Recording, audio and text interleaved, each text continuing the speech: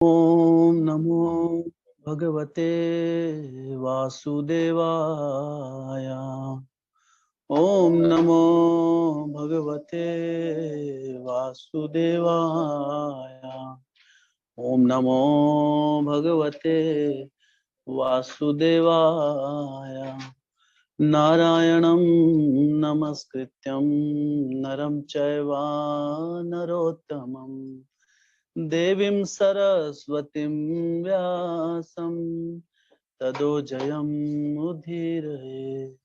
नष्टप्रायेषु अभद्रेषु नित्यं भागवत सेवया भगवतीरुत्तमश्लोके भक्तिर्भवति नैष्ठिकी। कृष्णाय वासुदेवाय देवकी नंदनाय च नंद गोप कुमाराय गोविंदाय नमो नमः। ओम अज्ञानतिमिरान्धस्य ज्ञानाञ्जनाशलाकया चक्षुरुन्मिलितं येन तस्मै श्रीगुरुवे नमः। श्रीचैतन्य मनोभीष्टं स्थापितं येन भूतले स्वयं रूपा कदा मह्यं ददाति स्वपदान्तिकम्। वन्देऽहं श्रीगुरु श्रीयुतापदकमलं श्रीगुरून् वैष्णवांश्च श्रीरूपं साग्रजाता सहगना रघुनाथान्वितं तं सजीवं साद्वैतं सावधूतं परिजनासहितं कृष्ण चैतन्य देवं श्रीराधा कृष्ण पादान् सहगना ललिता श्रीविशाखान्वितंश्च नमः ओं विष्णुपादाय कृष्णप्रेष्ठाय भूतले श्रीमते भक्तिवेदांत स्वामी निति नामिने नमस्ते सरस्वते देवे गौरवाणी प्रचारिणे निर्विशेष शून्यवादी पाश्चात्य देश तारिणे नमो महावदन्याय कृष्ण प्रेम प्रदायते कृष्णाय कृष्ण चैतन्य नामिने गौरतिसे नमः। हे कृष्णा करुणा सिंधु दीनबंधो जगतपते गोपेशा गोपिका कांता राधा कांत नमस्तुते। तप्त कांचन गौरांगी राधे वृंदावनेश्वरी वृषभानुसुते देवी प्रणमामि हरिप्रिये। वाञ्छकल्पतरुभ्यश्च कृपा सिन्धुभ्य एव च पतितानां पावनेभ्यो वैष्णवेभ्यो नमो नमः। जय श्री कृष्ण चैतन्य प्रभु नित्यानंद श्री अद्वैत गदाधर श्रीवासादि गौर भक्तवृंद। हरे कृष्णा कृष्ण कृष्ण हरे हरे हरे राम राम राम हरे हरे। हरे कृष्णा कृष्ण कृष्ण हरे हरे हरे राम राम राम हरे हरे। हरे कृष्णा कृष्ण कृष्ण हरे हरे हरे राम राम राम हरे हरे। बहुत बहुत स्वागत है सभी भक्तों का आज की प्रातःकालीन श्रीमद् भागवत कथा में। तो श्रीमद् भागवतम के प्रथम स्कंद से हम चर्चा कर रहे हैं। प्रथम स्कंद अध्याय 13 और श्लोक संख्या 31 से आगे हम चर्चा करेंगे। तो कल हमने जो पढ़ा था कि गांधार के राजा सुबल की पुत्री परम साध्वी गांधारी ने जब यह देखा कि उनके पति हिमालय पर्वत की ओर जा रहे हैं, जो कि सन्यासियों को वैसा ही आनंद देता है जैसा युद्ध के दौरान युद्ध के मैदान में योद्धा को शत्रुओं के प्रबल प्रहार से प्राप्त होता है, तो वह भी अपने पति के साथ पीछे पीछे चल पड़ी। तो इस प्रकार जो धृतराष्ट्र का गृह त्याग है वो यहाँ पर संपूर्ण हुआ। अल्टीमेटली उन्होंने गृह त्याग दिया। तो आगे यहाँ पर जो सूत गोस्वामी जी वो बता रहे हैं, अजात शत्रु कृत मैत्रो हुनाग्नि विरप्रापन्ना तिलगो भूमि रुक्मे गृहं प्रविष्टो गुरुवंदनाय न चाप्यशयत् पितरो सोबली च। अजात शत्रु महाराज युधिष्ठिर ने वंदना करके, सूर्य देव को अग्नि यज्ञ अर्पित करके तथा ब्राह्मणों को नमस्कार करके एवं अपने अन्न, गाय, भूमि तथा स्वर्ण अर्पित करके अपने नैतिक प्रातःकालीन कर्म किए।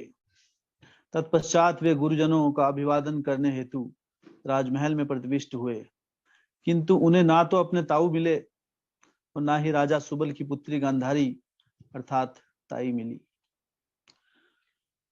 तो ताऊ ताई अभी छोड़ के चले गए युधिष्ठिर महाराज के। तो इस प्रकार यहाँ पर बता रहे अजात शत्रु युधिष्ठिर महाराज, यहां से श्लोक की शुरुआत हुई है। अजात शत्रु किसे कहते हैं? जिसका कोई शत्रु नहीं होता है, जिसका कोई शत्रु नहीं होता है और जो किसी का शत्रु ना हो उसे कहते हैं अजात शत्रु। कोई भी शत्रु नहीं है उनका। युधिष्ठिर महाराज ऐसे राजा थे, ऐसे भक्त थे कि वो किसी को भी अपना शत्रु नहीं मानते थे, चाहे उनके शत्रु थे भी। दुर्योधन और जितने भी कौरवों ने हमेशा इतनी यातनाएं दी, फिर भी उनको वो शत्रु नहीं मानते थे अपना। फिर भी उनके साथ वो मैत्रीपूर्ण संबंध रखते थे और हमेशा उनका भला ही चाहते थे। तो ऐसा हृदय था उनका, इसलिए कोई उनका शत्रु नहीं था दरअसल। क्योंकि शत्रु हम कम किसको मानते हैं? व्यक्ति की शत्रुता कब होती है कि जब कोई व्यक्ति जब ये सोचता है कि मेरे मत के अनुसार ये व्यक्ति कार्य नहीं कर रहा है तो हम उसे अपना शत्रु मान लेते हैं, या फिर मेरे इंद्रिय भोग के आड़े वो आ गया तो वो मेरा शत्रु हुआ। मेरे हिसाब से जो नहीं चलता वो शत्रु बन गया। लेकिन जो भगवान के भक्त होते हैं उन्हें पता है कि सब कुछ भगवान की कृपा से हो रहा है। हम कहते हैं पत्ता पत्ता जो है, एक पत्ता नहीं हिल सकता भगवान की कृपा के बिना, तो कोई शत्रु हमारा क्या कर सकता है? तो हम सोचते हैं कि इसने मेरे हिसाब से काम नहीं किया। दरअसल किसी से शत्रुता रखना ये भी भगवान की अथॉरिटी को चैलेंज करने जैसा है। क्योंकि हम अगर किसी से शत्रुता रखते हैं कि ये इस प्रकार से कार्य क्यों नहीं कर रहा है, दरअसल भगवान ने उसे स्वेच्छा दे रखी है एक व्यक्ति को। तो भगवान ने स्वेच्छा दी है और उसके अनुसार वो कार्य कर रहा है अपने हिसाब से, और बाकी उसका अपना संबंध है भगवान के साथ, उसके कर्म है उसके, लेकिन हमें उससे शत्रुता नहीं पालनी चाहिए। कई बार व्यक्ति इतनी बड़ी बड़ी शत्रुताएं रखता है हृदय में बैठाकर कि पूरा जीवन मरते दम तक वो नहीं भूल पाता है, और अगले जन्म में उसी शत्रु के घर में उसके पोते के समान या उसके बच्चा उसके घर में पैदा हो जाता है। तो यह है शत्रु रखने का असर। तो जिससे जितना चाहते हैं कि इसकी मैं शक्ल भी नहीं देखना चाहता है ना, अब उसी के घर में पैदा होना पड़ेगा, जिंदगी वहीं बितानी पड़ेगी। इस जगत का खेल बहुत न्यारा है एक्चुअली। अध्यात्म को अगर नहीं समझेंगे हम अच्छे से तो बहुत त्रुटियां करेंगे जीवन में। तो सोचिए, जिस हम चाहते हैं कि, तो अगर हम सही में उससे नहीं चाहते हैं कि हमें उससे नहीं मिलना है, कभी उसकी शक्ल नहीं देखना चाहते हैं, तो उसके बारे में सारा बैर त्याग दो और कृष्ण के साथ अपना सारा संबंध जोड़ो। तो अगले जन्म में कृष्ण से संबंध जुड़ेगा, उससे नहीं जुड़ेगा। लेकिन अगर किसी व्यक्ति के बारे में इतना सोचेंगे, क्योंकि इतना कोई व्यक्ति प्रेम के भाव से, शत्रु के भाव से, जैसे शत्रु का भाव ऐसा होता है, कहा जाता है कि जिससे शत्रुता रखता है कोई व्यक्ति गहरी, उसे हर रोज वो याद करता है, स्मरणम। जैसे भक्तों को करना चाहिए स्मरणम विष्णु का, वैसे व्यक्ति अपने शत्रु का स्मरणम वो स्वाभाविक रूप से आ जाता है। क्योंकि वो अपने मन में उसके प्रति ईर्ष्या इतनी बढ़ जाती है कि वो व्यक्ति उसको भूल नहीं पाता। जैसे शिशुपाल थे, शिशुपाल कृष्ण लीला में हम देखते हैं बचपन से ही वो भगवान श्री कृष्ण को अपना शत्रु मानते थे। जब उनको ये पता लगा कि कृष्ण के हाथों उनकी मृत्यु होगी, दरअसल जो शिशुपाल थे वो कृष्ण के ही भौतिक जगत की दृष्टि से रिश्तेदार की उसमें आए। तो जब वो पैदा हुए तो वो 4 बाजुओं के साथ पैदा हुए। तो 4 बाजू ऐसी नहीं जैसे भगवान विष्णु की है ना, ऐसे ही बहुत अजीब दिखते थे वो, कुछ सुंदर नहीं दिखते थे बहुत। और ऐसा होने से उनकी माता डर गई सबसे पहले, ये क्या पैदा हो गया। सबसे पहले है ना, अभी सोचिए, अभी किसी के अगर घर में बच्चा पैदा हो है ना। तो बड़ी खुशहाल, पहले तो माता वेट करते हैं, माता पिता, और जिस दिन पैदा हुआ तो 4 हाथ, 3 टांगे, ऐसा कुछ हो जाए तो फिर है ना बड़ा आनंद नहीं मिलेगा, सोचेंगे क्या हो गया अभी। तो उसी तरह उनकी माता बड़ी दुखी थी। फिर आकाशवाणी हुई कि हे देवी, तुम्हारा जो पुत्र है, इसकी जो 4 भुजाएं हैं, ये अपने आप इसमें से 2 भुजाएं चली जाएंगी, ये 2 भुजा वाला बन जाएगा। कब? जब ऐसा व्यक्ति इसको अपनी गोद में लेगा जिसके हाथों इसकी मृत्यु होगी, तब इसकी 2 भुजाएं चली जाएंगी। तो बेचारी माता क्या करे, अभी अलग अलग रिश्तेदारों को बुला बुला के सबकी गोद में दे रहे हैं, है ना। अभी 4 हाथ के साथ तो अजीब सा लग रहा था वो, है ना। तो उन्होंने कहा कि चलो, और ये भी पता लग जाएगा किसके हाथ मृत्यु हो रही है। तो सबके हाथ में दिया।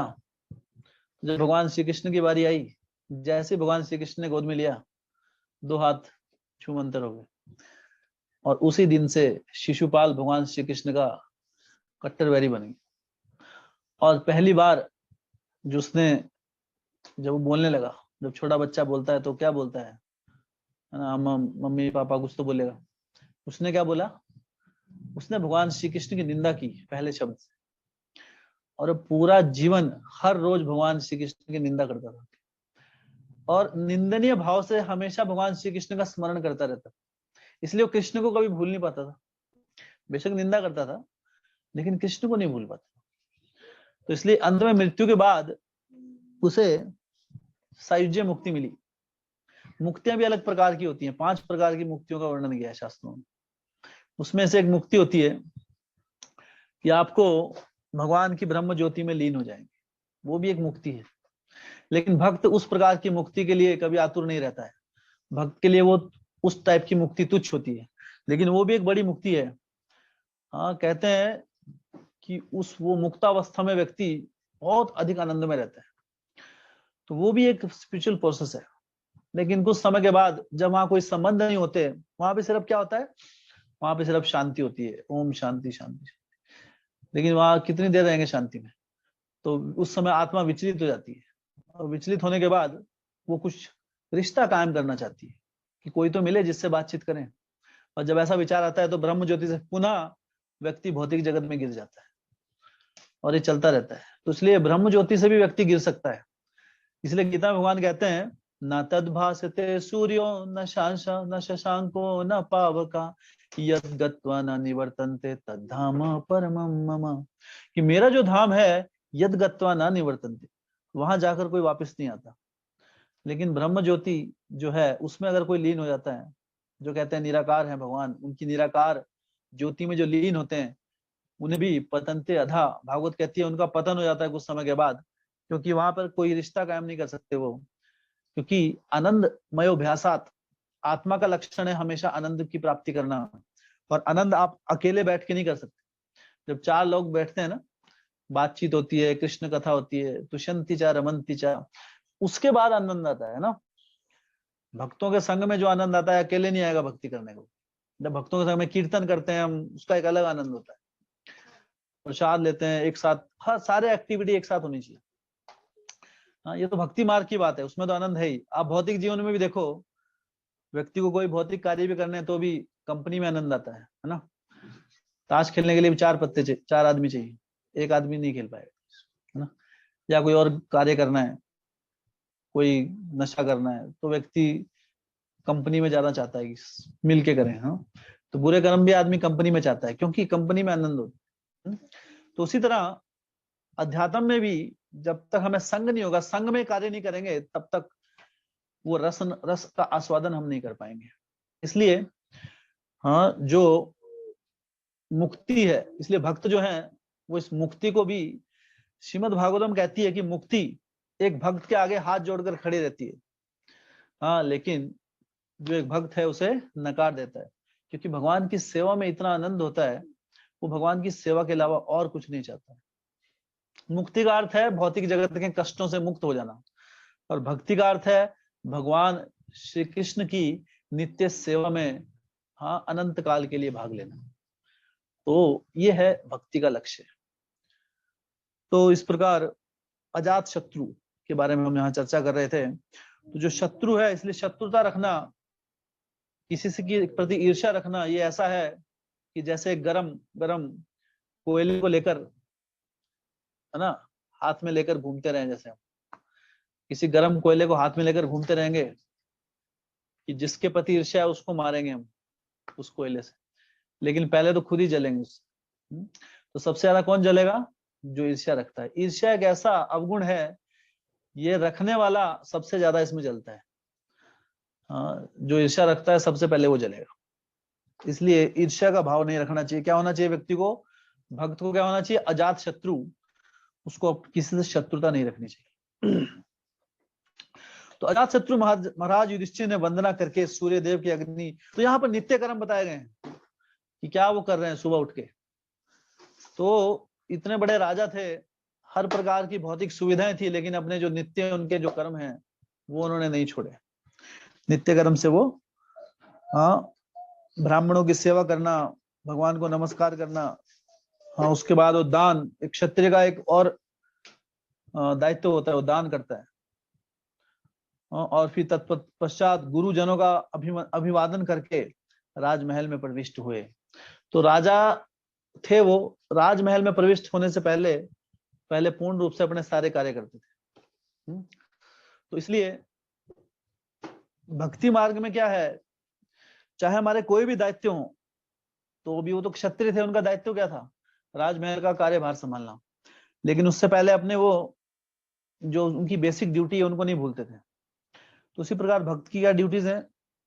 सुबह उठना, जैसे हम चर्चा कर रहे थे, गृहस्थ आश्रम में सुबह उठकर स्नान करना, है ना, भगवान का विग्रहों की सेवा करना, उसके बाद जप करना, फिर गीता भागवत का श्रवण करना।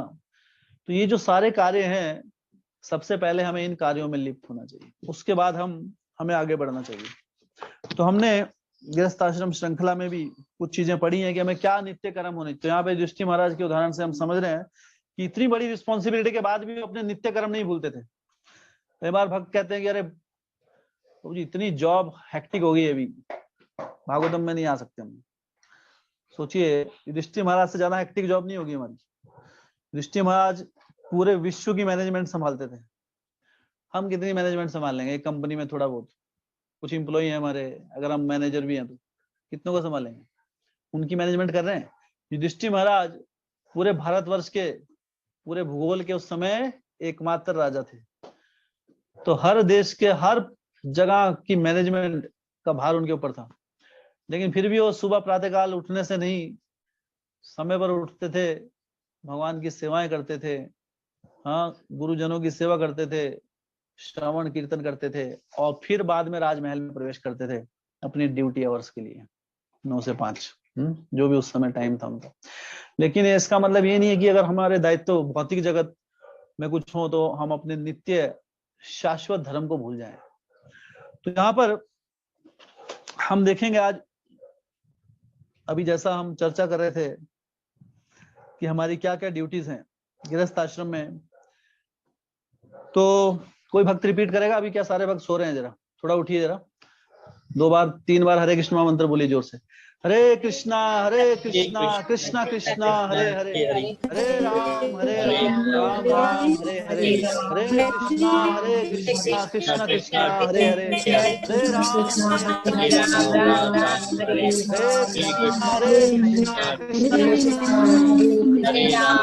राम राम हरे हरे।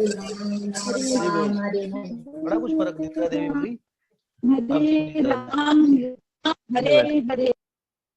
क्योंकि क्या है, निंद्रा देवी जहां होगी, या तो निंद्रा देवी होगी। निंद्रा देवी कौन है? ये माया का ही एक हथियार है। तो जहां कृष्णा तहां नहीं माया अधिकार। तो दोनों टाइम में एक ही व्यक्ति हो सकते हैं। एक समय में एक ही के लिए जगह वैकेंसी होती है, तो कृष्णा के लिए या माया के लिए। माया है तो कृष्णा नहीं है, कृष्णा है तो माया नहीं। तो इसलिए हमें वापिस आना है अभी। थोड़ा पानी वानी रखिए अपने पास, है ना, 1-2 छाटे मार लीजिए, उससे क्या थोड़ा आंखें खुल जाएंगी। ठीक है, थोड़ा अपना स्ट्रेचिंग कर लीजिए। चाहिए आपको टाइम 1 मिनट का? खुल गई अभी आंखें? खुल गई होंगी। चलो हरी बोल, धन्यवाद। कुछ तो सो रहे हैं अभी वीडियो बंद करके, उठ जाइए आप भी। ओके, तो हम लोग चर्चा कर रहे थे, कौन बताएगा अभी? कि हमने किन 4 पॉइंट्स पे चर्चा की थी। ये गृहस्थ आश्रम में, तो उसके आप नोट्स बना सकते हैं अभी। अब हम यहाँ भागवतम के ही भागवतम में ही हम गृहस्थ आश्रम की जो टीचिंग है उसको जोड़ेंगे।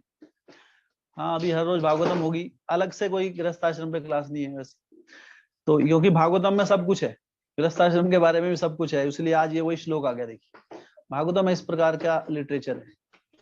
युधिष्ठिर महाराज अपने नित्य कर्म कर रहे हैं सुबह के, तो एक गृहस्थ को क्या क्या करना चाहिए, हमने 4-5 पॉइंट्स पे पहले चर्चा कर चुके हैं।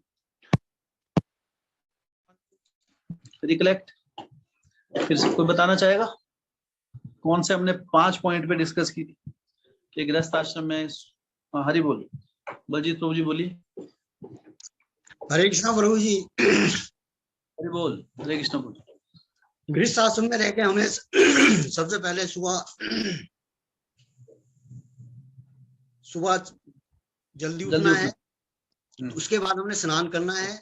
स्नान करने के बाद हमने जो हमारे गृह हैं उनकी सेवा करना है। ओके। उसके बाद हमें जप करना है। जप करना है भक्तों के संग में। ओके। उसके बाद हमें तुलसी रानी को पानी देना है। तुलसी महारानी को जल अर्पित करना है, दक्षिणा करनी है। ओके। उसके बाद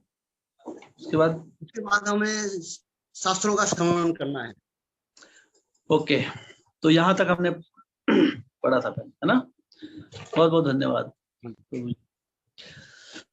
तो ये सारे पॉइंट्स आई थिंक सबने आपने लिख चुके हैं पहले, इसको सीक्वेंस में लिखते रहिए। अब ये भागवतम के बीच में ही, जैसे महाभारत के बीच में भगवत गीता है, अब ये भागवतम के बीच में गृहस्थाश्रम कथा है, चल गई है। ठीक है, तो अभी आप जो आप नोट्स बना रहे थे, 5वां पॉइंट, इससे आगे हम चर्चा करेंगे थोड़ा सा, क्योंकि ऐसे हमको अपने नित्य कर्म करने चाहिए। तो नेक्स्ट जो पॉइंट था हमारा 1 2 3 4 5 पॉइंट हो गए। 6वां पॉइंट, तो हमने लास्ट टाइम जो चर्चा की थी, किस प्रकार हमें श्रीमद् भागवतम और भगवत गीता जैसे पवित्र ग्रंथों का नित्य अध्ययन करना आवश्यक। नेक्स्ट है offering bhoga and honouring prasadam Vaishnava and ब्राह्मण।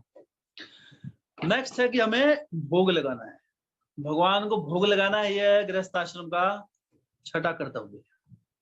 हर गृहस्थ को अपने घर में जो भी वो खाते हैं, कुछ भी खाने से पहले शिला प्रभुपाद जी कहते थे, हाँ, और हमारे शास्त्र क्या कह रहे हैं कि जब आपने ये कंठी माला पहन ली, इसको बोलते हैं कंठी, कंठ के अंदर ये माला पहनते, तो इससे नीचे कोई भी ऐसी वस्तु नहीं जानी चाहिए जो भगवान को अर्पित ना हो।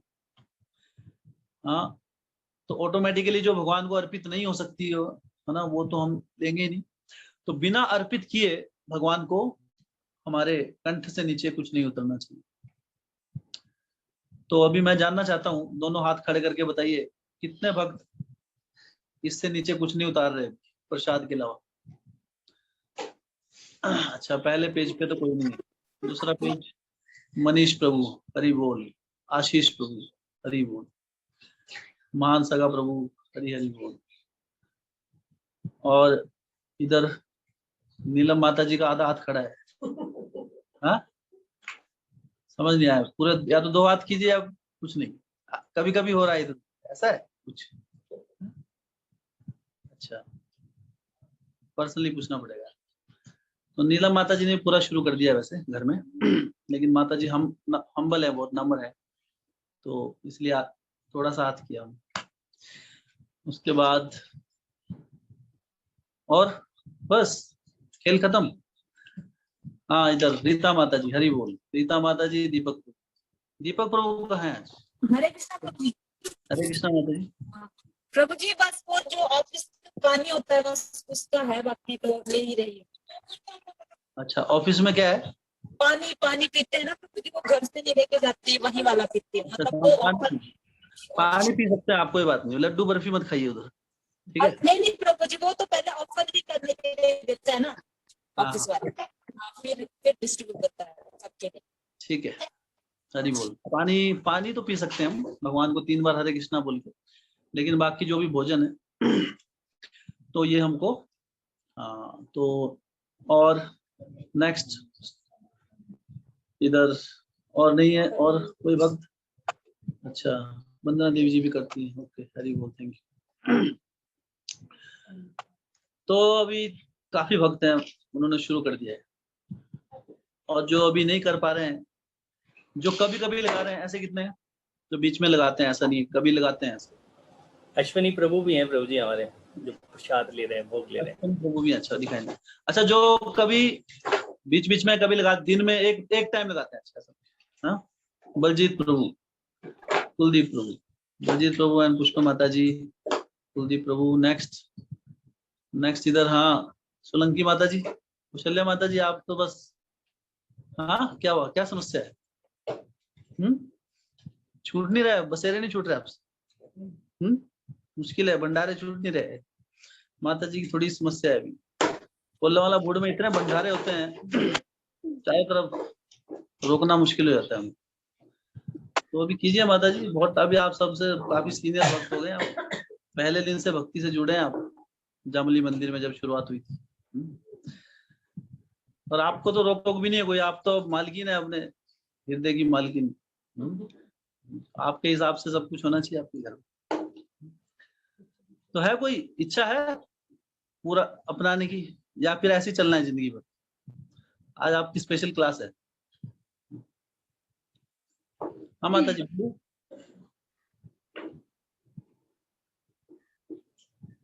हरि बोल, कुछ तो बोलिए। हरे कृष्णा प्रभु जी। हाँ, हरि बोल। तो इच्छा है या कभी ऐसी? कभी लगाते हैं प्रभु जी, एकादशी पे, द्वादश पे, कभी कभी बीच में लगा लेते हैं, और बस, वरना तो नहीं। तो कैसे मदद करें आपको, हमारी तरफ से कोई कमी? अपनी कमी है प्रभु जी, आलस है। आलस? आलस तो आलस को त्यागिए, सिंपल। आपको तो पता है, अगर बीमारी का पता हो तो दवाई लेनी आसान होती है। कई बार तो बीमारी पता नहीं लगती आजकल, बीमारी क्या चल रही है। तो डॉक्टर एक्सपेरिमेंट करता है पेशेंट के ऊपर, ये टेस्ट कर लो, वो टेस्ट करो। अभी पीछे मानसा का प्रभु एडमिट हुए थे, बोलते मेरे ऊपर 70 टेस्ट की, 70 प्रकार के टेस्ट हुए, उसके बाद भी पता नहीं चला बीमारी क्या है। ये मेडिकल साइंस है आजकल। लेकिन जब समस्या पता हो और दवाई भी पता हो तो देरी नहीं करनी चाहिए। तो हम चाहते हैं, सब भक्त चाहते हैं कि आप शुरुआत कर दें, कम चले एक पूरे दिन में एक बार, एक टाइम से शुरुआत कर दीजिए। करेंगे हमारे लिए, सब भक्तों के लिए, कृष्ण के लिए। या आप ही समय चाहिए, 1-2 साल और? चलो, जब जब हो जाएगा तब तक ठीक है। बस कभी कभी लगेगा, कभी कभी नहीं लगेगा। ये तो मैं पिछले 4 साल से सुन रहा हूँ। अभी कुछ तो इम्प्रूवमेंट चाहिए भी। बस मंदिर बन जाएगा तो वहाँ तीनों टाइम प्रसाद ही करेंगे, और बस यहाँ से निकल जाएंगे। मतलब बना बनाया दे दिया तो ठीक है, ऐसा बोलना चाह रहे हैं आप? वहाँ तो बना भी दिया करूंगी। बनाएंगे तो आशीष प्रभु वहाँ पे, आशीष प्रभु देंगे बना के, आपका तो प्रसाद ग्रहण करना है दूसरी। हम भी हेल्प करेंगे ना। अच्छा, और फिर जब कभी घर में जाएंगे तो फिर? बस घर में तो तब तो आदत पड़ जाएगी, तब तो घर में भी बनेगा। चलो ठीक है, सभी भक्त याद रखना कुशल्या माता जी के शब्द। इन्होंने कहा मंदिर के बाद शुरू कर देंगे, बस तो अब मंदिर के बाद हो जाना चाहिए शुरू। ठीक है, डेडलाइन मिल गया तो ठीक है। अभी बात तो नहीं बदलेंगे ना मंदिर के बाद? कौन मंदिर बनेगा जब? हाँ हाँ, इस्कॉन मंदिर की बात कर रहे हैं। माता जी सोच रहे हैं इनका बनना तो है नहीं, तो चलो। नहीं बनेगा प्रभु जी, बहुत जल्दी बनेगा। तो वो आप लोगों को ही बनाना है, सबको मिलके करना है हमको, कोई एक अलग थोड़ा है। हमको तो साथ में चलना है। जल्दी बनेगा प्रभु जी, बहुत जल्दी बनेगा। हाँ, ओके, तो धन्यवाद। चलो, आपने कुछ तो वादा किया, बहुत बहुत धन्यवाद। आशीष थापा प्रभु, आपकी जिम्मेदारी है, माता जी का याद रखिए आप। मंदिर के बाद इनका प्रसाद पूरा स्टार्ट होना चाहिए। हरि बोल। ओके, और कौन है जो हमारे पुराने भक्त हैं जिनको 3-4 साल से ज्यादा हो गया अभी और प्रसाद नहीं ले रहे अभी तक? अच्छा अच्छा, सुदर्शन प्रभु तो अभी थोड़ा टाइम चाहिए ना? ठीक है, नो प्रॉब्लम, आपको नहीं अभी छेड़ रहे हम। अभी तो बहुत सीरियस है, आप अपने हिसाब से बहुत जल्दी आप प्रगति कर रहे हैं, जब कर रहे हैं भागवत, लेकिन धीरे धीरे शुरुआत कर। अच्छा, नेक्स्ट इसमें रेडमी में कौन है? रेडमी माता जी। अच्छा, जो यहाँ पे छठा नियम बताया गया है गृहस्थ आश्रम में, वो क्या है? भगवान को भोग लगाना। ये बहुत ही महत्वपूर्ण अंग है भक्ति मार्ग में, क्योंकि हम हरिनाम जप रहे हैं, श्रीमद् भागवतम का श्रवण कर रहे हैं, और उसके बाद इन अपनी चेतना को इस प्रकार भगवान भक्तिमय बनाने की पूरी कोशिश कर रहे हैं। लेकिन उसके बाद अगर हम भोग नहीं लगा रहे हैं तो क्या कर रहे हैं हम? एक तरह से फिर जैसे भक्तिमय अग्नि जलती है, फिर हम थोड़ा सा पानी डाल देते हैं उसमें, छिड़काव, उससे क्या हो, अग्नि थोड़ी सी उसका असर कम हो जाता है। तो इसलिए भक्ति में जीवन में आगे बढ़ने के लिए, स्पीड अप करने के लिए, तो धीरे धीरे अपने जीवन में ये चीजें अपनाएंगे। तो जो अभी बिल्कुल नए भक्त हैं वो तो ठीक है, अभी अभी धीरे धीरे, सबसे पहले श्रवण कीर्तन, श्रवण करना, कथाओं में आना, मॉर्निंग जप के लिए। उसके बाद जब ये दोनों चीजें पक्की हो जाएं, 16 माला पहुंच गया, उसके बाद अपना प्रसाद, साथ प्रसाद के लिए कोशिश करनी है नेक्स्ट। तो क्यों जरूरी है? क्योंकि ये शास्त्रिक है। भगवत गीता का ये हमारे लिए उपदेश है कि यज्ञ शिष्टा शिना संतो मुच्यंत सर्व किल्बिष भुंजते ते त्वघम पापा यो पचन्ते आत्म कारण। तो जो संत लोग हैं, जो भगवान को भोग लगाते हैं, गीता उन्हें क्या बोल रही है? संत। सोचिए संत की क्या परिभाषा बता रही है। जो भगवान को भोग अर्पित करके लेते हैं सिर्फ, भगवान की नजरों में वो क्या है? वो संत पुरुष। संत लोग भारी चोला पहनने से नहीं होते, भगवान की आज्ञाओं को पालन करके बनते हैं। भगवान कह रहे हैं कि यज्ञ शिष्ट, यज्ञ जो भगवान को भोग लगाना, इसे भी एक प्रकार का यज्ञ कहा गया, इसे यज्ञ की उपाधि दी गई।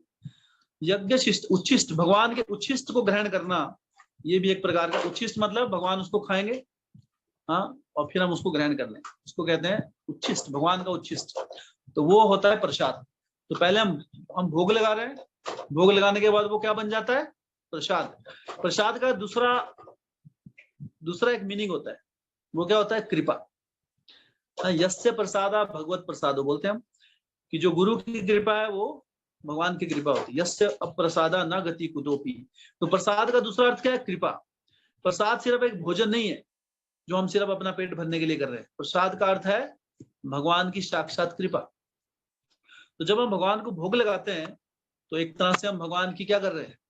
हम सिर्फ पेट नहीं भर रहे हैं, हम भगवान की कृपा को ग्रहण कर रहे हैं। तो ये भी एक भक्ति का नियम है। जैसे जप करना, भागवतम सुनना, उस प्रकार प्रसाद लेना भी एक भक्ति का नियम है। क्योंकि हम प्रसाद लेके, हमारी क्या चेतना होनी चाहिए उस समय? कि हम भगवान का कृपा ग्रहण कर रहे हैं। प्रसाद कोई आम चीज नहीं होती।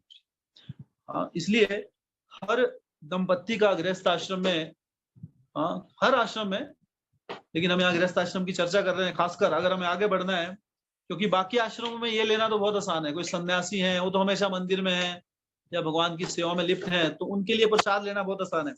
घर गृहस्थी में जूझ रहा है कोई आदमी, उस व्यक्ति को इन चीजों में आगे बढ़ने के लिए, भक्ति में आगे बढ़ने के लिए प्रसाद जो है, भोग, भगवान को भोग लगाकर ही ग्रहण करना बहुत इंपॉर्टेंट पॉइंट है। क्योंकि शास्त्रों में ऐसे क्या कहते हैं? भुंजते थे अघम पापा यो पचन्ते आत्म कारण। जो सिर्फ पेट भरने के लिए खाते हैं वो क्या कर रहे हैं? भुंजते थे तो अघम पाप, तो अघम पाप खा रहे हैं एक तरह से। तो हम पाप खा रहे हैं। जैसे खाने के साथ हम क्या लेते हैं? थोड़ा सलाद ले लेते हैं, सलाद ले लिया या थोड़ा चटनी खा ली, तो हम लोग क्या खा रहे हैं? खाने के साथ पाप खा रहे हैं, हम पाप का मसाला। गीता बता रही है भुंजते थे तो अघम पापा यो पचन्ते आत्म कारण। क्योंकि शास्त्रों का अर्थ जो है वो क्या है? असली रूप से शास्त्रिक जो जीवन है, इसमें जो उपदेश दिए गए हैं, जब तक इन उपदेशों को हम सटीक रूप से नहीं अपनाएंगे, तब तक शास्त्र पढ़ने का नहीं पढ़ने का कोई महत्व नहीं। तो इसलिए धीरे धीरे, समय हमको लगता है, लेकिन ऐसा नहीं है कि हम लगाए ना समय, शुरुआत ना करें। जैसे कई भक्तों ने शुरुआत कर दी है, अभी धीरे धीरे कोशिश कर रहे हैं, तो वैसे करके अपने जीवन में इसको हमको पूर्ण रूप से लाना है। अन्यथा ये हमारी आध्यात्मिक प्रगति के आड़े आ जाएगा। क्यों आड़े आ जाएगा? क्योंकि पाप कर्म और धर्म कर्म दोनों एक साथ नहीं चल सकते। या तो हम पाप कर्म में निपुण हो सकते हैं, पाप ही पाप करो तो वहां भक्ति नहीं होगी, या फिर भक्ति में निपुण हो सकते। तो धीरे धीरे हमको इस स्तर तक आना है कि सिर्फ प्रसाद लगाकर ही हम भगवान को भोग लगाकर ही हम ग्रहण करेंगे, अन्यथा हमारी भक्ति की गति बहुत स्लो हो जाएगी। तो जैसे जैसे हमको समय लगता है अपनी परिस्थितियों को इस प्रकार से ढालिए कि हमें भोग लगाने का, भगवान को भोग लगा सकें हर रोज। क्योंकि हमारी जो चेतना है, आपने सुना होगा जैसे खाए अन्न वैसा हो जाए मन। तो हमारा मन, तो ये पूरा निर्भर करता है किसके ऊपर, क्या अन्न खा रहे हैं हम। और वो अन्न जो है वो भी कैसा होना चाहिए? जो भक्त लोग हैं जो पूर्ण रूप से भोग लगा रहे हैं, अब उनके लिए बता रहा हूं मैं, जो अभी भोग लगाना जिन्होंने पूरा शुरू कर दिया, जो सिर्फ प्रसाद ग्रहण कर रहे हैं, तो प्रसाद ग्रहण करने के लिए भी भगवान को प्रसाद क्या लग सकता है ये भी इंपॉर्टेंट है। ठीक है, शुरुआती दौर में हम लगा लेते हैं जो भी सात्विक चीजें भगवान को लगा देते हैं। ठीक है, आपको भी इतनी गहराई से नहीं बताया, ठीक है, शुरुआत करने के लिए ठीक है, लेकिन आगे बढ़ने के लिए अभी भगवान को कोई ऐसा फूड आइटम पका हुआ, जो भी पकी हुई या बनाई हुई चीज है, किसी दूसरे ने बनाई है, जो भक्त नहीं है, अभक्त है, उनके हाथ से भगवान को भोग नहीं लगता है। क्योंकि आप मिठाई की दुकान से मिठाई लेके आएंगे, अब वो व्यक्ति नहा है धोया है क्या कर रहा है उसके बारे में कुछ पता नहीं, हम उसकी क्या चेतना है कुछ पता नहीं, तो ऐसा अशुद्ध हो सकता है वो अशुद्ध भोग भगवान को नहीं लगा सकते। तो इसलिए कई बार लोग जैसे लगाते हैं हर चीज को, बाजार से मिठाई लेके ऑफर करते हैं, तो ये हमको नहीं करना चाहिए। स्ट्रिक्टली जिन भक्तों ने पूर्ण रूप से प्रसाद ग्रहण शुरू कर दिया अभी लेना, ठीक है, जो कुछ नहीं कर रहे हैं, ठीक है, शुरुआत करने के लिए ठीक है, आप लगा लीजिए, लेकिन ये भी एक तरह से बहुत गलत चीज है। क्यों गलत चीज है? क्योंकि जो भी हम भगवान को लगाते हैं वो शुद्ध होना चाहिए, अन्यथा वो अपराध हो जाता है भगवान के प्रति। अब आप वो जो व्यक्ति वहां पे, लोग तो क्या हलवाई की दुकान में, आप देखिए हलवाई की दुकान सबसे पहले खुलती है, तो जो वहां पे वर्कर होते हैं आधे तो बिना नहाए धोए पहुंच जाएंगे वहां, या मल मूत्र त्याग करने के बाद वो नहाएंगे नहीं। भक्तों का स्टैंडर्ड होता है, उसके बिना तो कुछ छूना भी नहीं चाहिए, तो वो बिना नहाए धोए वहां पे जाएंगे, है ना। आजकल गर्मी भी है तो बीच में ऐसे भी कर देते होंगे वो, है ना, तो वो सब मिक्स होता है। कई बार लगता है आपको नमकीन कुछ मिठाई में महसूस किया है कभी? मिठाई के अंदर कुछ नमकीन सा लग रहा है, वो क्या हो, वो स्पेशल मर्जी होती है, ठीक है, वो वर्कर की। तो इसलिए भगवान को बाहर का आइटम जो है उसका भोग नहीं लगाना है, ठीक है। घर में अपने हाथ से चाहे आप कोई भी चीज, चाहे, है ना, बिल्कुल ऐसी चीज बनाइए, है ना, बहुत हाई फाई दिखाने की जरूरत नहीं है। भगवान क्या कह रहे हैं? पत्रम पुष्पम फलम तोयम यो में भक्त्या प्रच्छति तद हम भक्ति उपहितम अश्नामी प्रयतात्मना। कि अगर आप मुझे पत्ता भी चढ़ाएंगे ना, पत्रम पुष्प, एक फूल चढ़ा देंगे, थोड़ा पानी दे देंगे, या फिर जल, पत्रम पुष्पम फलम, या कोई फल दे देंगे, अगर आपको कुछ नहीं है देने के लिए आप फल दीजिए। हाँ, या फिर घर में ना आप कुछ भी बना सकते हैं, हलवा बनाइए उनके लिए, है ना, भगवान के लिए नींबू पानी बनाइए गर्मी में, कितना टाइम लगता है आपको, है ना, पानी लीजिए, नींबू निचोड़िए, तो मीठा, उसमें बस मीठा मिलाना है, हाँ, आपका चुटकियों में हो जाएगा। भगवान को वो अत्यधिक पसंद आएगा, ना कि 350 रुपए की मिक्स मिठाई अगर भगवान को ऑफर करेंगे आप हलवाई की दुकान से लेके, वो भगवान को आनंद नहीं देगी, है ना। आपका 5 रुपए का नींबू पानी आपकी भक्ति बढ़ाएगा, लेकिन उस 350 की मिक्स मिठाई भगवान देखेंगे भी नहीं उसकी तरफ। क्यों? क्योंकि वो किसी भक्त ने नहीं बनाई है। भगवान को अपने भक्तों के हाथ से प्रसाद लेना आनंद प्रदान करता है। तो आप लोग जो भक्ति कर रहे हैं, भक्तिमय जीवन जीने की कोशिश कर रहे हैं, तो धीरे धीरे इन चीजों को अपने जीवन में, तो जो भक्त पूर्ण रूप से भी स्टार्ट कर चुके हैं, अभी नेक्स्ट स्टेप है बाहर से कोई आइटम भोग नहीं लगाना है। आप प्रसाद भी जैसे किसी दूसरे को भी देते हैं, तो जो मिठाई घर में बनाइए, नो प्रॉब्लम, इसलिए भक्तों को हर सारी मिठाइयाँ आती है बनानी। किसी को मिठाई कैसे बनानी है, नो प्रॉब्लम। आशीष प्रभु हैं यहाँ पर हमारे, उनको इतने टाइप के आइटम आते हैं, कैसी चाट, कई प्रकार की चटनियां, गोलगप्पे, जलेबी, सब कुछ आता है उनको। अगर आपको चाहिए तो उनकी एक क्लास रख देंगे हम, तो घर में बनाइए, भगवान को भोग लगाइए, हाँ, लेकिन बाहर से लेके आइटम को फॉलो हमको ऑफर नहीं करना है भगवान। तो प्रसाद लगाना बहुत महत्वपूर्ण है। भगवान को भोग जब लगाते हैं उसके लिए अलग बर्तन होने चाहिए ना। ऐसा नहीं है कि आप पहले भोग लगाया, भगवान को प्लेट चढ़ाई, फिर वो प्लेट निकाली, उसमें खाना शुरू कर दिया। नहीं, भगवान की प्लेट अलग, नए बर्तन जिसमें पहले किसी ने नहीं खाया हो। भगवान की भक्ति कुछ नियम, एक में शुद्धता का बहुत अच्छे से हमें ध्यान रखना पड़ता है। भगवान के सारे बर्तन अलग से पोंछ के रखने हैं। भगवान को धोने के लिए जो पोछा लगाते हैं हम, विम बार या जो भी राख भी, अगर गांव में आप, या विम बार, क्या विम बार तो सब जगह यूज करते हैं, या जो भी वॉश पाउडर आप यूज कर रहे हैं वो अलग होना चाहिए दूसरे बर्तनों के। जिसमें जूठे बर्तन साफ होते हैं वो नहीं होना चाहिए, वो आपका अलग से रखना है। आपको अलग से उसका कुछ कटोरी या जो भी अलग से रखिए। भगवान का हर आइटम अलग, फिर हमारी क्या शुद्धता में वृद्धि होगी और फिर हम शुद्ध, हाँ, भगवान को भोग अर्पित कर सकते हैं और फिर भगवान अति प्रसन्नता से हमारा वो भोग ग्रहण करेंगे। हाँ, शास्त्रों में ऐसे अनेकों अनेक उदाहरण है जब हृदय से भगवान के भक्त भोग लगाते हैं। तो आप देखें, हमने तो भोग लगाया और भगवान ने तो नहीं खाया, भोग तो उतना ही पड़ा है वहां पे। हाँ, लेकिन क्योंकि अभी हमारे अंदर वो शुद्धता नहीं है, इसलिए हाँ, उतनी लीलाएं नहीं होती है हमारे साथ। लेकिन भगवान अपने भक्तों के साथ लीलाएं भी करते हैं। अनेकों उदाहरण है। चैतन्य चरितामृत में रघुनंदन ठाकुर का एक उदाहरण आता है। जो रघुनंदन ठाकुर थे, वो, उनके जो पिता थे भगवान के बहुत बड़े भक्त थे, और वो एक छोटे से बच्चे थे 5-6 साल के, रघुनंदन। तो एक बार पिताजी ने कहा, पिताजी को कहीं जरूरत बाहर जाना पड़ गया घर से, तो उन्होंने कहा कि बेटा आप घर में भोग लगा देना, गोपाल को भोग लगा देना, जब तक मैं आऊं तब तक भोग लग जाना चाहिए। तो उन्होंने कहा ठीक है पिताजी, लगा देंगे। अच्छा, कैसे लगाना है? कुछ नहीं, भगवान के आगे लेना है, भगवान को आपको बोलना है कि आप इसे ग्रहण कीजिए, हाँ, जो भी मंत्र बताया। तो उन्होंने कहा ठीक है पिताजी। तो चले गए। उनके पिता जो थे, तो अभी उनकी मम्मी ने उनके लिए, भगवान के लिए लड्डू बनाया है, बड़ा, हाँ, स्वादिष्ट देसी घी का लड्डू बनाया, और बोला रघुनंदन जाओ भगवान गोपाल को अर्पित करके आओ। तो भगवान के यहाँ गए, अपना ऑल्टर जहाँ पे स्थान था वहां पे खोला और भगवान को अर्पित करने, भगवान के आगे लड्डू रख दिया प्लेट में। अब उनको मंत्र तो आते नहीं थे, छोटे से बच्चे थे 5 साल के, तो बोलने लगे गोपाल खाओ। तो अभी गोपाल तो नहीं खा रहे हैं, वो लड्डू वहीं पे पड़ा है। तो थोड़ा बंद किया, गोपाल खाओ बोल के आंखें बंद कर ली। उन्होंने अपने पिताजी को देखा हो कि पिताजी आंखें बंद कर लेते हैं, तो बच्चे क्या है, अपने माता पिता को देख के करते हैं ना सब कुछ। तो खाओ बोल के आंखें बंद कर ली। फिर आंखें खोली, सोचते थे अब तक खा लिया होगा, तो मैं फटाफट प्लेट लेके जाऊं, अपना खेलूं। बच्चों को तो खेलने की जल्दी रहती है ना, कोई सेवा दो उनको। तो देखा लड्डू वहीं पड़ा है, तो फिर से बोलने लगे गोपाल खाओ, जल्दी खाओ, आपके लिए लाओ। तो गोपाल तो नहीं खा रहे हैं, गोपाल लड्डू वहीं पड़ा है।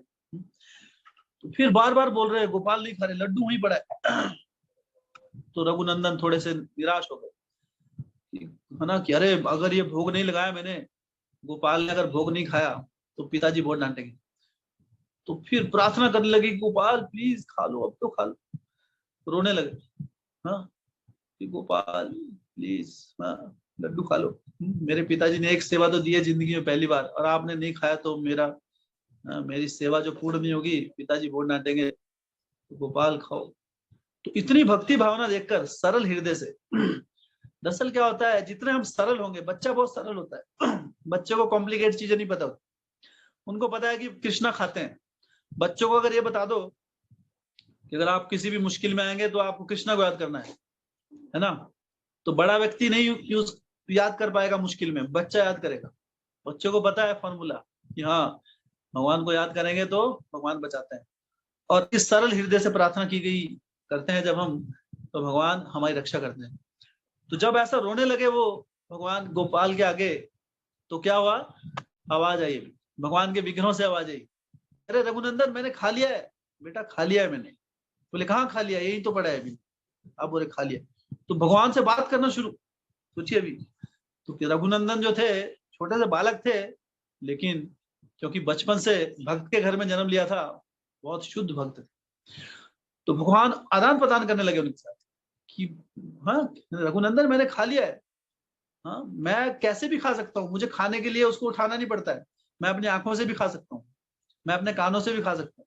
ब्रह्म संहिता में लिखते हैं ब्रह्मा जी कि भगवान कैसे हैं, कि भगवान अपने किसी भी अंग से कोई दूसरा कार्य कर सकते हैं।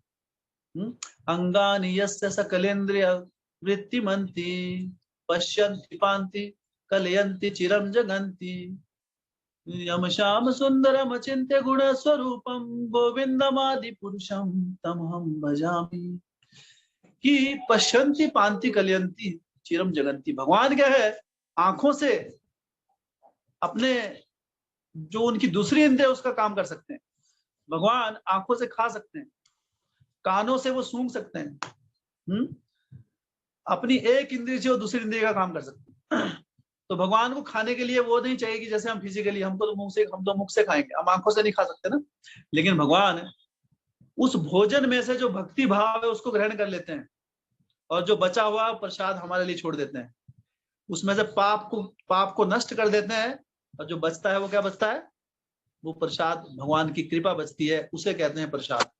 तब वो प्रसाद बनता है। प्रसाद का मतलब केला संतरा नहीं होता है, जैसे कई बार लोग देते हैं जी, अरे जी प्रसाद लो, प्रसाद मतलब केले काट दिए संतरे काट दिए लो जी, वो भगवान को भोग लगाया नहीं, वो अपने आप प्रसाद नहीं बनेगा, जब तक भगवान को भोग नहीं लगेगा उसको प्रसाद नहीं बोलते। हाँ तो जब रघुनंदन ने कहा कि हाँ क्योंकि मैं आंखों से खा सकता हूँ, तो रघुनंदन छोटे से थे, अरे गोपाल मुझे नहीं समझ में आती है बड़ी बड़ी बातें, मुझे समझ में आता है आपने खाया कि नहीं, लड्डू वहीं पड़ा है ना, आप अगर बोल रहे हैं कि मैं आंखों से खा रहा था, ये बोलते मेरी बुद्धि नहीं है अभी उतनी समझने की, आप खाइए प्लीज। तो गोपाल का हृदय रखने के लिए चैतन्य चरितामृत बताती है कि भगवान ने आधा लड्डू खाया नहीं, भगवान ने पूरा लड्डू खा लिया उस समय। और रघुनंदन बड़े खुश हुए, बोले चलो मेरी सेवा पूरी हुई, खाली प्लेट लेकर अपनी मम्मी को देके आ गए कि लो मम्मी ऑफरिंग पूरी हो गई, हरि बोल। तो मम्मी ने पूछा रघुनंदन से, रघुनंदन भोग कहाँ पर है, भोग तो लगा दिया है किधर। तो मम्मी को डाउट हुआ, अभी छोटा बच्चा है ना, ये निपटा दिया वो खुद ही, है ना, हो सकता है छोटे बच्चों के ऊपर कुछ कह नहीं सकते। बेटा लड्डू कहाँ गया, वो खा लिया, तो गोपाल ने खा लिया, गोपाल ने खा लिया, ऐसा थोड़ा होता है गोपाल ने खा लिया। भगवान को भोग लगाते हैं हम, उसके बाद है ना भगवान हमको प्रसाद देते हैं, भगवान थोड़ा ऐसे फिजिकली खाते हैं, है ना। बोलते नहीं नहीं गोपाल ने खाया, मेरे से बात भी की, अभी बात करके आ रहा हूँ मैंने, हाँ पहले मैंने बोला तो नहीं खा रहे थे, एक्चुअली शुरू में नहीं खा रहे थे, फिर मैं रोने लगा तो खा लिया बात। तो गोपाल मैं बहुत तो बड़ा डाउट हुआ उनको, तो अभी ठीक है क्या, थोड़ी देर में पापा आए उनके, उन्होंने बताया, तो उनकी माता ने बताया कि ऐसी ऐसी लीला हुई। तो अभी उनके पिताजी को पता था कि रघुनंदन बहुत बड़ा भक्त, उसका विश्वास, दरअसल श्रद्धा सबसे बड़ी चीज होती है भक्ति मार्ग में, जितनी श्रद्धा होगी हमें उतने हमें साक्षात्कार होंगे कि रघुनंदन ऐसा कर सकता है। तो उन्होंने कहा कि अरे कृष्ण ने खाया, बोले मैं नहीं मानता हूँ। बोलते हाँ गोपाल ने खाया, बोले अच्छा एक और लड्डू बनाते हैं, फिर से ऑफर करो। तो फिर से बोले चलो फिर से कर देते हैं। तो फिर रघुनंदन लड्डू लेके गए और लड्डू लेकर फिर बोलने लगे वही, हाँ आंखें बंद करके गोपाल खाओ। फिर गोपाल नहीं आ रहे हैं, वही प्रोसीजर चल रहा है। फिर बोले अरे अभी तो खाया, अभी मेरा पेट भर गया, मैं एक से ज्यादा नहीं खा सकता। फिर गोपाल बोलने लगे उनके साथ, अभी इतना बड़ा खिलाया मेरे को, है ना, ओवर ईटिंग करा रहे हो मुझसे आप। तो गोपाल ने कहा कि अरे खाओ, मेरे पिताजी को प्रूफ चाहिए, वो कह रहे हैं आपने नहीं खाया, मेरे ऊपर शक कर रहे हैं, मैं खा गया, प्लीज खा लीजिए थोड़ा, है ना, उनके सामने। तो भगवान ने उनका दिल रखने के लिए आधा लड्डू खाया और आधा वापस दे दिया। और उनके पिता छुप कर ये सब देख रहे थे। और फिर उनके घर में तो फिर वो अपने पुत्र को दंडवत प्रणाम करने लगे। तो कुछ समय बाद चैतन्य महाप्रभु वहां पर आए। तो चैतन्य महाप्रभु ने कहा हाँ तो कि आप ये बताइए कि आप अपने पिता के गुरु हैं या आपका बच्चा आपका गुरु है। तो वो बोलने लगे कि नहीं, रघुनंदन मेरा गुरु है, क्योंकि इसकी श्रद्धा मेरे से ज्यादा है, इसलिए मैं इसको प्रणाम करता हूं। तो भगवान इस प्रकार की लीलाएं करते हैं। भगवान का प्रसाद लगाने की क्रिया कोई आम क्रिया नहीं है। जितना शुद्धिकरण से, जितने साफ सरल हृदय से हम भगवान को भोग लगाएंगे, भगवान अत्यधिक प्रसन्न होते हैं। हाँ, हमको ये नहीं देखना छोटी चीज बड़ी चीज लगा रहे हैं। कोशिश कीजिए अपने हाथ से बनी हुई भगवान को चीज दी जाए, तो भगवान अत्यधिक प्रसन्न होते हैं। तो और भगवान को भोग की अनेकों अनेक कथाएं, और तो नेक्स्ट हम कक्षा में उसको चर्चा करेंगे, और कहाँ कहाँ भगवान शास्त्रों में जो लीलाएं दे रखी है भोग की, कितना महत्वपूर्ण है। तो आज काफी समय हो गया, दरअसल हमारे बच्चों की क्लास है अभी बाल भक्त केंद्र की, तो इसलिए यहीं पर हम आज की क्लास को समाप्त करते हैं, विराम देते हैं। किसी भक्त का कोई प्रश्न है तो आप पूछ सकते हैं। हरे कृष्ण प्रभु जी, दंडवत प्रणाम। हरे कृष्णा। प्रभु जी, जैसे आपने बताया था कि बाहर से जो स्वीट्स आती हैं उनको ऑफर नहीं करना है, तो अब जैसे दिवाली वगैरह के ओकेजन्स पे जब होता है ना, स्वीट्स वगैरह देते हैं, तो उस टाइम क्या करें फिर? वो नहीं होता है ना, पहले नहीं होता है आपको स्टार्टिंग में, ठीक है, हमने भी आपसे ले लेते थे, लेकिन हम उसको बांट देते थे अपने किराएदारों को, क्योंकि क्या है वो जो भोग है वो भगवान को नहीं लगता है, ठीक है। तो वो ध्यान रखना है आपको, अगर किसी को देना है भोग, क्योंकि वो कहाँ से बना है कैसा बना है उसको हम नहीं लगा सकते, तो आप जो देते थे हम आपका प्यार ग्रहण करते थे, मनीष प्रभु का प्रेम था वो, मनीष प्रभु का प्रेम हम ले लेते थे, प्रेम तो लेना है लेकिन तो आपको वो डिटेल में नहीं बताया पहले कभी, इसलिए अभी जरूरी है कि आप लोग फॉलो कर रहे सब कुछ, बाहर का कोई आइटम ऑफर नहीं होता है, भगवान को भोग नहीं लगा सकते। ओके, ठीक है प्रभु। आपको अगर देना है तो आप मंदिर से कुछ दे दीजिए, जरूरी नहीं है पूरा डब्बा दे रहा है, एक गोविंदा से दे सकते। ओके, कुछ पूछ रहे हैं मनीष को? हरे कृष्णा प्रभु जी, दंडवत प्रणाम। हरि बोल। प्रभु जी, मतलब बहुत रेयरली कई बार ऐसी सिचुएशन हो जाती है, जैसे मान लीजिए हम बिजनेस टूर पे गए या कई जगह ऐसे जाना पड़े जो अपना बिजनेस के अकॉर्डिंग है, वैसे कोई भी यात्रा है, और वहां पे जाके जैसे किसी जगह हम जाते हैं तो हम जैसे सात्विक फूड ऑर्डर करते हैं, तो वो उसको वहां पे जैसे अच्छे विक्रय हमारे पास नहीं है, तो हम किस तरीके से, किस प्रोसीजर पद्धति से उसको जैसे ऑफर करें भगवान को? अब क्योंकि वहां पे तो जैसे हमारे पास ऑप्शन अवेलेबल नहीं, ना कुकिंग करने की कुछ है, अब वहां से तो किचन से ही बनकर आएगा। ओके, तो जैसे हम जब कभी बाहर जाते हैं तो मेन चीज है, पहली बात तो भक्त कहीं भी जाते हैं तो अपना प्रसाद, अपना भोग लेके भगवान को प्रसाद लगा के उसी को लेके जाते हैं, और 1-2 दिन से ज्यादा जर्नी नहीं होती हमारी, ज्यादा ट्रिप पे हम कितना लंबा जाते हैं, ठीक है। आप कहीं जाते हैं, आप विदेश वगैरह जाते होंगे कभी? पहले चाइना गए तो हफ्ता भर लग गया था। चलो अभी तो चाइना बंद है, मत जाइए उधर, वायरस है जी प्रभु जी। तो अभी वैसे भी बिजनेस वगैरह के मामले में अगर कभी जाना पड़े आपको, कभी ऐसा, देखो इमरजेंसी एक तो अलग है कि अभी जीने मरने पे आ गई बात, ठीक है, वो अलग चीज है, ठीक है। अदरवाइज कहीं भी आप जाएंगे, चाइना में भी जाएंगे तो वहां भी फल तो खाते होंगे लोग, अगर आप 1-2 दिन के लिए जा रहे हैं तो कुछ फल हार ले लीजिए, और आपके पास जो भी फोटो है भगवान के विग्रह है, जैसे एक फोटो अलग पूरा ऑल्टर मिलता है, नो प्रॉब्लम, कुछ नहीं है तो मोबाइल में तो फोटो होगी राधा कृष्ण की, उनको लगा के मंत्र पढ़ के आप किसी साफ सुथरी जगह पे आप डिस्पोजल प्लेट रख लीजिए, या कुछ नहीं है तो जो भी आपके पास भगवान को एक बार अर्पित कर दीजिए, उसको मंत्रों का उच्चारण करके भगवान उसको ग्रहण, भगवान देखते हैं इमरजेंसी सिचुएशन, भगवान भावग्राही है।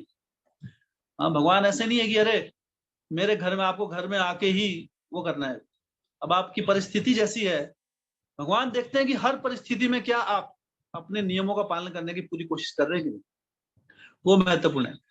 तो अगर आप कहीं जाते हैं जहां पर सिचुएशन ऐसी है, पहली बात तो भक्त क्या कहीं भी जाते हैं तो हम अपना लेके जाते हैं, अपना लेके जाना चाहिए हमको किसी भी सिचुएशन में। बाकी प्रैक्टिकल सिचुएशन, अगर कोई ऐसी परिस्थिति में फंस जाए आप, मान लो अभी आप नरेंद्र मोदी से मीटिंग होगी आप, और नरेंद्र मोदी ने बोला अपने हाथ से खिला रहे आप ना, अब आप बोलेंगे कि अरे इसको नाराज नहीं करना है ना। अभी कई बार ऐसी परिस्थिति आ गई जहां पे आप मना कर ही नहीं सकते बिल्कुल भी, तो कम से कम 4 चीजें मत खाइए, है ना, जो हमारा लहसुन प्याज वाला सात्विक कुछ लेना है तो ले सकते। ऐसी सिचुएशन आ गई जहां संभव ही नहीं है कुछ, हाँ, तो वहां उस कंडीशन में सात्विक भोजन ले लीजिए, लेकिन ये इमरजेंसी है, इस इमरजेंसी को रेगुलरिटी नहीं बनाना है। वैसे तो इस परिस्थिति को नहीं, अगर आप कोशिश करेंगे तो ऐसी परिस्थिति नहीं होती है जहां हम प्रसाद न ले सकते। कई भक्त लोग तो एक एक दिन, मुझे याद है मानसा प्रभु जाते थे कहीं बाहर जम्मू कश्मीर, पूरा दिन फास्ट कर लेते थे कहीं, यहाँ पे करेले ले जाते थे। करेला खराब नहीं होता है, करेले खाइए, शरीर भी अच्छा रहेगा उससे, शरीर से अंदर तो जहर को मारता है करेला, है ना। पर हाँ, आप देखिए बिजनेस ऐसा है आपको कि अभी आपके बड़े बड़े लोग आए हैं दूर दूर से, और आपको लग रहा है कि उनके सामने करेला खा रहा हूँ, तो आप देखिए, ठीक है, अगर वैसा संकोच है, ये हमारे ऊपर निर्भर है वो चीज। तो हमको कोशिश रखनी है कि कृष्ण के जितने नजदीक रहेंगे, अपनी तरफ से पूरी कोशिश रहनी चाहिए, है ना। अभी लॉन्ग टूर तो रोज नहीं होते हैं, कभी साल में एक बार हो गया ना। आप बोल रहे जो बिजनेस टूर है अभी, ये तो इट्स नॉट अ रेगुलरिटी ना, है ना। तो आप कोशिश कीजिए कि अपना लेके जाइए, पहली बात तो, क्योंकि सब जब आप अब आप भक्ति कर रहे हैं, आपको तो देख के पहले ही बोलेगा नहीं प्रभु जी इनके लिए अलग बिठाओ। सबको पता है, आप सबको हरे कृष्णा बोलते हैं, उनको पता है ये आदमी हमारे में से नहीं है, ये अलग दुनिया का है ना। तो नेचुरली वो कुछ उनको प्रॉब्लम नहीं होगी, आप अगर कुछ अलग से भी लेंगे, ठीक है। तो अगर लेकिन बहुत अगर ऐसी परिस्थिति आ गई जहां संभव ही नहीं है, तो भगवान से माफी मांग लीजिए। लेकिन ऐसी स्थिति होनी चाहिए कि संभव नहीं है, तब भगवान माफ करेंगे, ठीक है। और फिर उस समय आप ले लीजिए सात्विक भोजन, है ना, मांस मच्छी नहीं होनी चाहिए उसमें, और ऑनियन गार्लिक भी नहीं, नॉर्मल खा लीजिए, मन में उसको ऑफरिंग कर दीजिए भगवान को, माइंड में उस चीज को रखिए, भगवान को अर्पित, प्रभुपाद जी को ऑफर कर दीजिए, तब ले सकते। But again I am saying this is emergency, utter emergency. देखिए भक्ति में आगे बढ़ना है अगर तीव्रता से, तो छोटी छोटी चीजों का ध्यान रखना बहुत आवश्यक है। It should not be a regularity, emergency is different than the regular course. Okay, clear है या कुछ और आपको एक्सप्रेस कीजिए? क्लियर है Prabhu ji, very well explained, thank you. Okay, बहुत बहुत धन्यवाद सभी भक्तों का, आप आए, समय पे आए, सुबह जल्दी उठे, फिर एकदम आज की क्लास थोड़ी हेक्टिक हो जाती है। नॉर्मली क्या है, सुबह का प्रोग्राम के बाद थोड़ा हम झपकी मार लेते हैं, तो ये रेस्ट करने का टाइम भी है कई भक्तों को, लेकिन एक फिर क्लास हो गई, अभी बच्चों की क्लास है। तो बहुत बहुत धन्यवाद आप सभी भक्त अपना दर्शन देने के लिए। ग्रंथराज श्रीमद् भागवतम की जय, श्रील प्रभुपाद की जय।